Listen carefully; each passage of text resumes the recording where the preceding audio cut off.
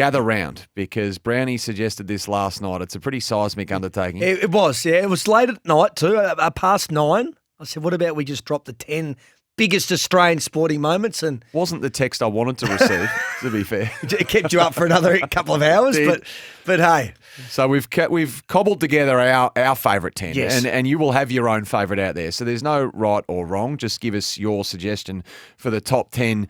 Well, I thought biggest, and I was going to have the ray gun in there, but now that it's best sporting moments, she has to miss out. So she's my asterisk. I don't know if you've got one, but just for pure infamy, I've got her down. Yeah. Okay, let's straighten up then. Give us your 10. We're going to go 10 to 1? Sure, I'll go 10. I'll say 10, you do 10. Okay. Or do you want to do them individually? No, let's do 10. Okay, so 10th, and they are a mighty, mighty sporting organisation. Hard to win a premiership, really hard to win 2.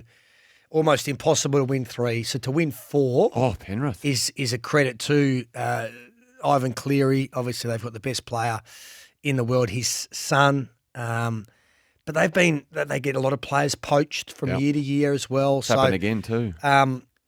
Unbelievable what they've done up there at Penrith. So they're number 10. All right, I've got Andy Buchanan at 10. Just only a few weeks ago, he broke the Australian marathon record in Valencia in Spain. Huge, I reckon. This is 2 hours, 6 minutes, 22 seconds, the only Australian to run under 2 hours and 7 minutes. So that is an iconic, storied event, the marathon. Andy Buchanan became our fastest ever, so I've got him at 10. At Valencia? Valencia. So when I was a kid at school, I don't know why, I can't remember much. Right, of what I was. You told me that before we came on air. You said, you know what?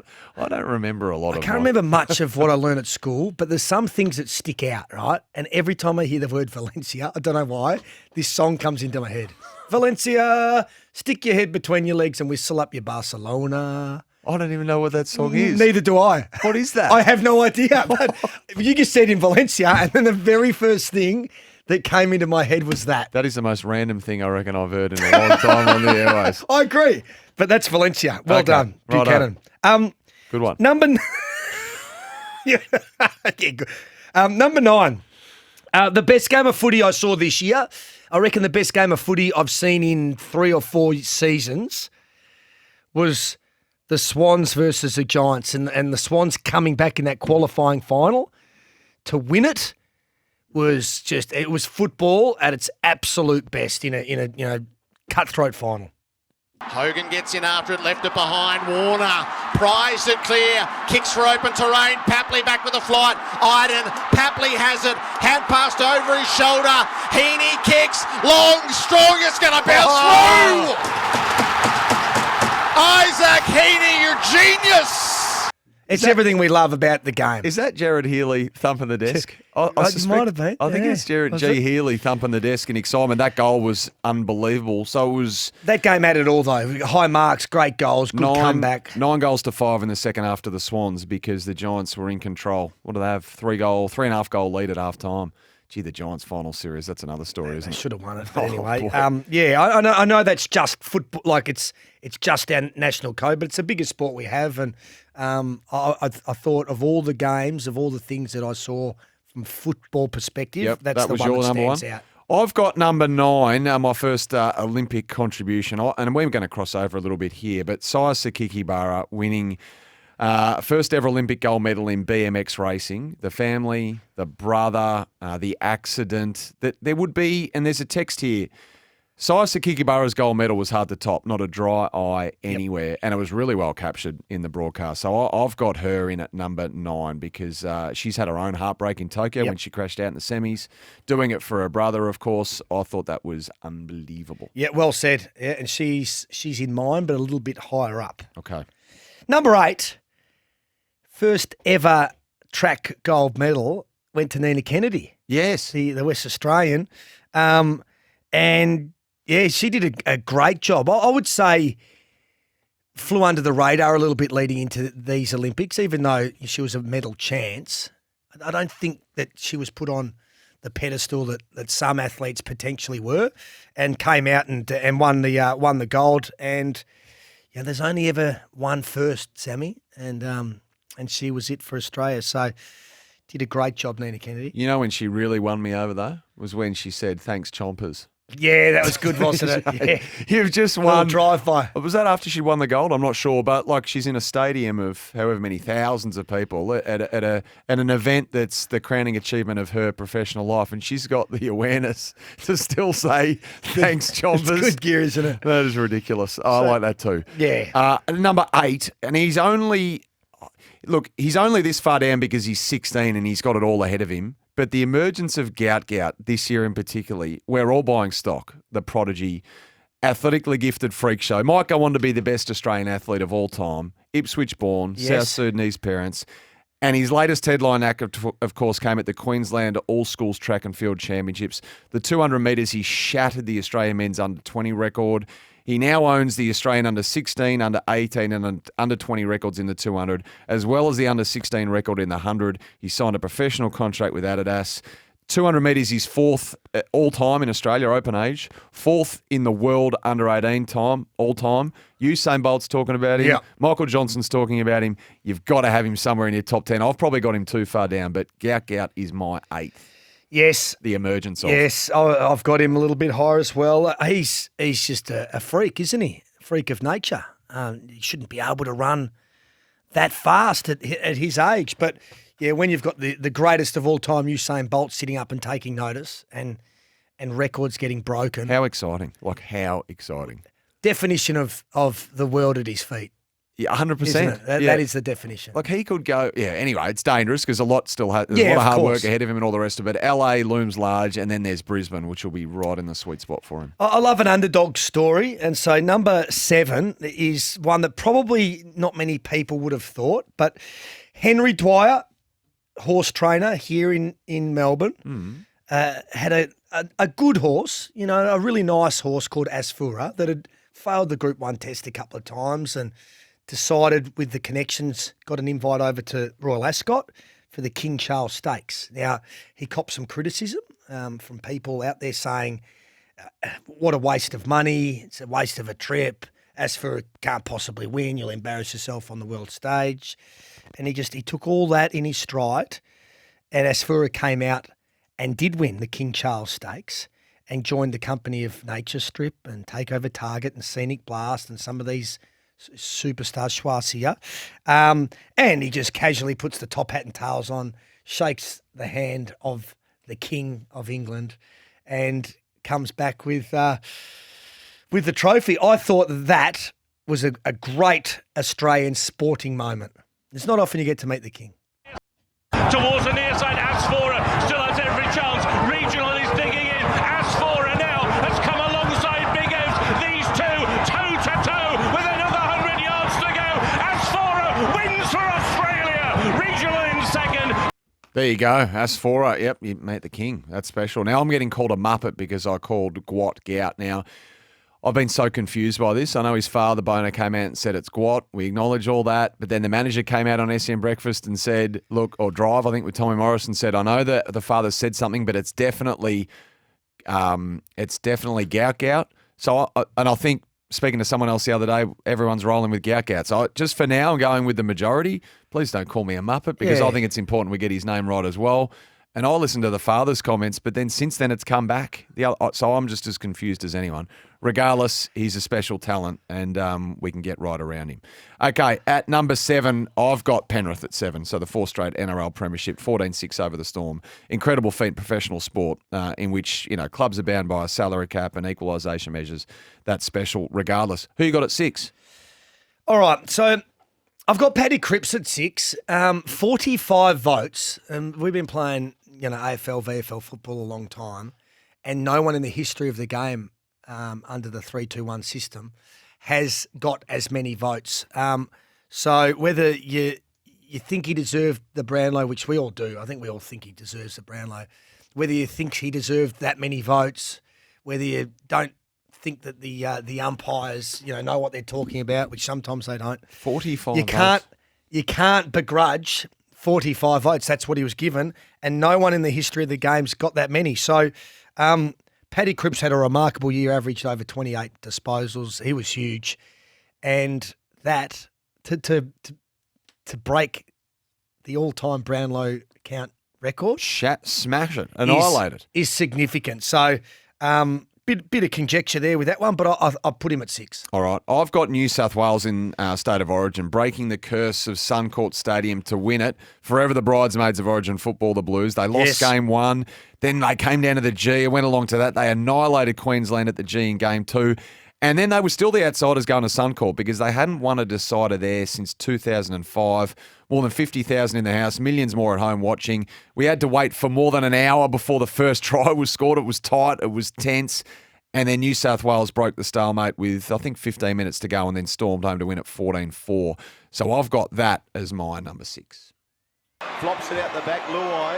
He goes to the left hand side. Luai goes through. He's over the halfway line. Come on. Where's the support? Bradman best looming. Bradman's got him, juggles him. Go, Bradman! Go, Bradman! Yes! Yes! Bradman the Yes! left hand side now to Moses. Moses stepping. Moses goes through. Mitchell Moses. Yes! Yes! So that's not the impartial call. that's Blues Radio. A bit of fun on State of Origin there as they broke through. By the way, the NRL going to Vegas was history making as well. Good. So got stuff. that down as a little I wish the AFL ancillary. went to Vegas when I was playing. That'd be fun. Would that be your number one destination to play at if you could pick? Yeah. Yeah, probably would be. Yeah. And look, when I retired earlier this year in May from Vegas, it was I was sad. It was with a hollow heart. You're not going back? 18 and out. Yeah, can't do 19th time. Of course you can. Why can't you? I've got an asterisk next to it. There's only 2 things that'll get me back there. The World Series of Poker, if I play in it, or if Travis Holt and the F1 crew invite me over to the Grand Prix. Yeah. So if they invite you to that, there's no way you're saying, sorry, guys. I'm not going on there on my own accord, like for a holiday anymore. You're done. I think so. 18 times. Clocked it. 18? Yeah. How many different resorts have you stayed at in the 18? Or you go back to the I same have one? my favourites. So it was a Bellagio at the start, then it was Encore, then I made my way to the Cosmo, and I haven't left the Cosmo for the best part of a decade. Is that newish? Um, Not if you've been there for 10 years. yeah, Okay. yeah. All right. Anyway, we digress. So number 5 was exactly the same sentiment as you, but it was Saya Sakakakabara. There's a bit of Giannis about that. There's a bit of Basil about it. So who was it? Saya Sakakabara. Yeah. Which was magnificent. Gold medal, obviously the brother story. You touched on it, the crash 4 years earlier. To rise from all those hurdles and adversity, unbelievable. Yeah. There was a package done beforehand that was seriously emotional. They did one of those video packages with the music. It was, it was powerful. And then she went out and did that special. All right, before we break, we'll be at the halfway mark. So my number 5, an Australian Idol contestant in his first ever Melbourne Cup on a rank outsider that was Knight's Choice. Sheila Laxon back for the first time to win it 23 years after her first with Ethereal. I thought that has to be in. I've got it at 5. Warp Speed was 2nd. Akita Sushi 3rd. An amazing finish at Flemington on a Tuesday afternoon. So Robbie Dolan, the Irish-born jockey, the singer, claiming victory in his first ever ride in the race that stops the nation. So that was my number 5. He's a good singer too. That was huge. And as of now, he's an even better rider. It's Akita Sushi. Zardozi a length away on the inside, wearing it down. Akita Sushi grabbed by Zardozi. Knight's Choice is coming through at any old price. And Warp Speed as well. Zardozi grabbed by Knight's Choice and Warp Speed coming at it. Knight's Choice, Warp Speed, they hit the line. It's a photo finish. Knight's Choice, I reckon, one from Warp Speed and a photo. So did I see on socials he put something up just the other day of you two singing horses? He did, yeah. He came down to the Hobart Cup as a singer, not as the jockey. Couldn't get a ride in the Hobart Cup, so he was singing. Yeah, and I sort of host the marquees down there, Devonport, Launceston and Hobart Cup, and have for the last 5 years. And I sometimes jump on stage if I hear horses, and I grab the mic, and we did a nice little duet, and he described me as Bob Dylan. Oh. Which is, I think it's a credit to his ears. Clearly under the influence. Roy's text in, honourable mentions, dog's mark of the year at Gosh's paddock. His backside print still in the grass. Back's still sore from that. And I heard Quilly just dropped to his knees in the office after hearing this revelation from the brown dog about Vegas. Well, I ran it past him before I retired. That's important to involve your partner, your running mate. Your close friends and family, and I didn't want to retire from Vegas if he still thought I had another couple of trips in me, but I didn't. Okay. We're at the halfway mark. Biggest sporting moments for 2024. We'll continue it after this. We're into the top four. Our top fours. Biggest Australian sporting moments of 2024. Who you got it for? So, gut, or if I was him, I would stroll back into school after running those times and I would change my name to Gloat Gloat because I'd just be waltzing around the lunch yard, I reckon chest out. Someone said here should just call him Goat. Yeah, 100%. Really, really exciting. Look, he's probably a fraction too high in terms of this list because this is, he hasn't done it quite yet on that international global scale, but the trajectory is potentially phenomenal for him. So, again, I'm big on history, and if you're breaking numbers, 54 years, 58 years that have been standing for, and not just beating them by 0.01, you're blowing them out of the water. That's significant. I've gone with our footy code at 4. So the Brisbane Lions claiming the premiership against the odds in a triple fairy tale, really. I mean, one for Chris Fagan, absolutely. Great. One for the comeback kid in Will Ashcroft, who goes on to win the Norm Smith medal. And the other one, really, for a guy who knew he was playing his last game, even though we didn't find out until close to the match. And then the aftermath, Joe Danaher, which was a major story out of that game. So I've got the Brisbane Lions breaking through for a flag in 2024. Rayner Whitten got it. He's got the handball options. He's got Ashcroft. Where's Charlie? Flick over the top. Bailey. Oh, Joe's time. Smoking Joe Danaher. Say it ain't so, Joe. Surely you're not retiring. The pipe in full flow, wasn't he, in that game? The hippie shake. I'd never heard anyone call him that. I liked it. The happy hippie. So I've got Brisbane and all the stories around that at 4. All right, now we're getting into podium. Yeah, the medals. And this man, he's third, so bronze medal here on my list, but a gold medalist when he came back from Paris. And you talk about this is a man that's been dedicated to his craft for a long, long time. 4 Olympics, Cam McAvoy. Oh, great. 4 Olympics, 12, 16, 20, and couldn't quite get the job done. Completely revolutionised and changed his training techniques and the way he prepared for Paris, and comes out and wins the 50-metre freestyle gold, which, when you think about it, every single person in the world just about can swim 50 metres. Right? It's flat out as fast as you can. It's something that we can all do. We can run 100 metres and we can swim 50 metres. Yeah. Unless you're Eric the Eel. He made the Olympics, but he did struggle to. He got there though. He did. Equatorial Guinea, is that where he's from? Yeah, I think so. Yeah. But he wins. What about your Didn't expect to be asked that this morning. You never know where I'm going to go. Oh, boy. I thought that, that's a gold medalist, but it's on the back of years and years and years of dedication, preparation, and a bit of heartbreak. All right, I'll go with my 3 before we get into the newsroom, and I'm going to stay with the Dolphins, the Australian swim team, and our female swimmers, because Cam McAvoy, excellent, but gee whiz, our female swimmers are ridiculously high level. So I could have picked anyone here. Yes. Emma McKeon, Ariana Titmus, Kaylee McEwen, all legends, Molly O'Callaghan coming through, all very hard to split. I went with Kaylee McEwen. Double in the 100, double in the 200, backstroke, of course, in Tokyo, and then again in Paris. Had never been done before. Beat the then, at the time, the world record holder in the 100 for good measure in Paris. So I went with Kaylee McEwen as my number 3. No right or wrong. No, there's no right or wrong. They were all fantastic, weren't they? A lot of nominations coming through, so keep them coming. And you can keep your business moving with the Ford Transit, because they're our conversation starter partners as we dissect and revisit some of the biggest sporting moments of 2024. Righto, we're into our Quinella here. Brown Dog, biggest sporting moments, the top 2. Who you got as your runner-up? Well, you know that I love someone that tackles adversity head on, and I thought that this young man's been doing it all his life.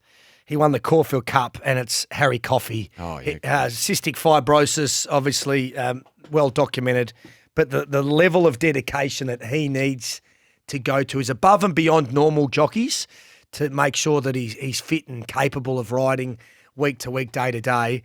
And to come out and he's won Group 1s before. Now, this isn't his first Group 1, but to come out and win a major, a Caulfield Cup, on a long shot with his history, his medical history. I love that sort of stuff. So Harry Coffey is number 2 for me. Surmised it and spoke so well afterwards, didn't he? Did a great interview with Jason Richardson. So Yep. good on the pair of them. I've got at number 2, speaking of Quinellas, the fantastic Fox Quinella, Jess and Naomi becoming the first Australian siblings to win individual gold. Naomi in the kayak cross, Jess the 2 golds in the K1 kayak, the C1 canoe, to give her 3 gold medals in her cabinet. But the two of them together was unbelievable in Paris. Jess carried the flag in the opening ceremony as well. And the two of them are just such marketable individuals. And to have the family connection as well, the mum, the dad in the commentary box, that was massive, I thought. So I've got the 2 Fox girls in at number 2. Yes, and number 1, and I'm a little bit biased because she's a big Hawks fan and we love Ariane Titmus, but she won the gold medal 4 years ago, right, in the 400-metre freestyle, and she beat a superstar, Katie Ledecky. And I don't reckon anyone has gone into an Olympics with more pressure on them to win gold. We almost expected it than Kathy Friedman did in 2000 when we thought she'd win the 400.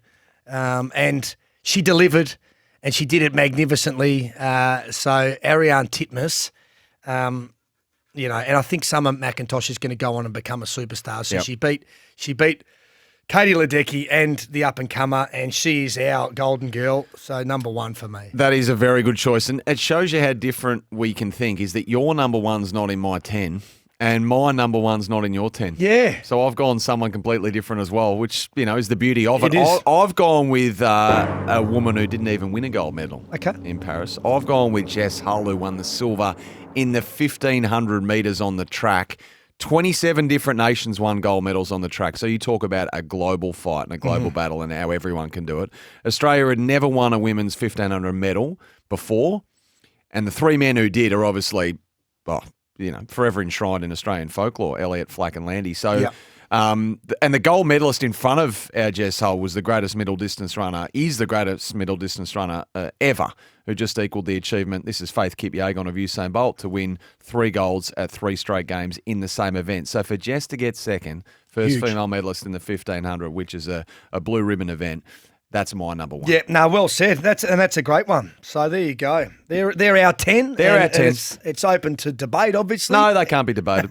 They're absolutely bulletproof. But no, good little segment. Yeah, I liked it. And it needed to be done too. It's been a big year, 2024, an Olympic year, as you said earlier.